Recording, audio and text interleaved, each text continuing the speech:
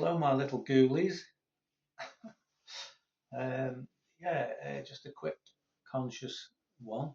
Um, Thinking about calling this one uh, the losing ego or the effects of ego on on the on the person. So I can only speak from my experience, I suppose, because you know uh, it's where you can get most information is from your own experiences. So I'm sure that there's an egoic self inside every single person. Um, some stronger than others, I suppose. But I just wanted to say that when I was younger, um, I think the ego takes on a manifestation of its own. That it's got pride and it's got anxiety wrapped up in it. It's got sort of um, testosterone. I mean, men generally have got more testosterone. So, there's this fight and flight thing going on, and once a bloke's been challenged, and um, it's the egoic self can manifest itself in violent outbursts, and I'm sure it does still now with just some young men because that's sort of defines them, doesn't it?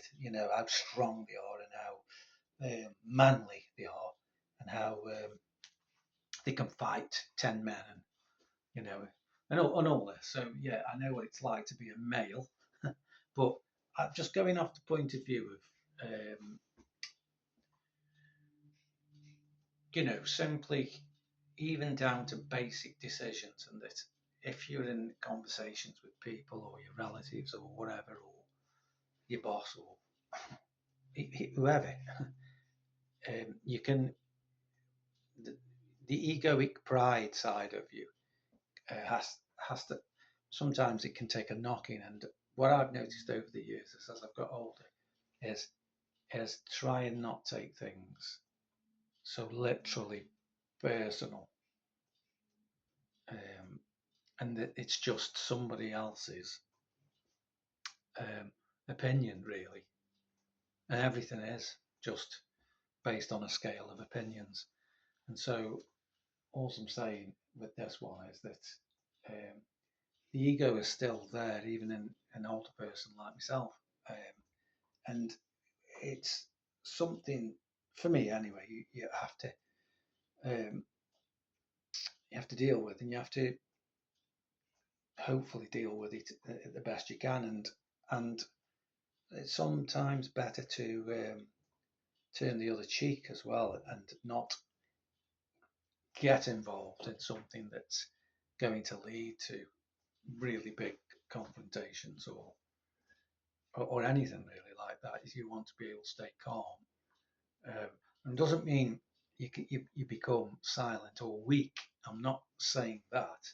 You don't have to become, uh, you know, a shrinking violet, and just accept everything that's going, and you know, um, and your views are irrelevant, and whatever you say is irrelevant. I'm not saying that. I'm saying you've got to stick up for yourself.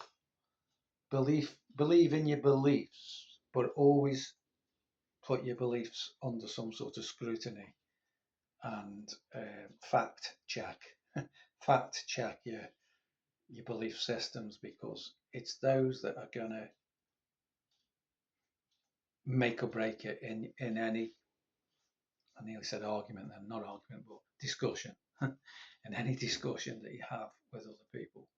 And so that it's based on facts, and you present your facts as best you can, and allow other people to, you know.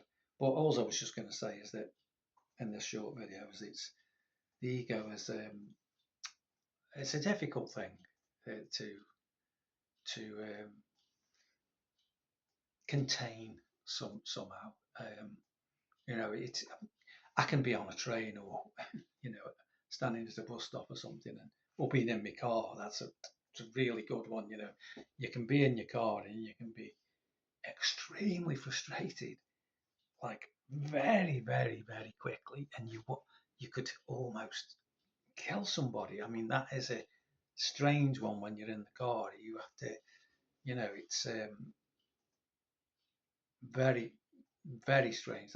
That's where um, we get very nasty.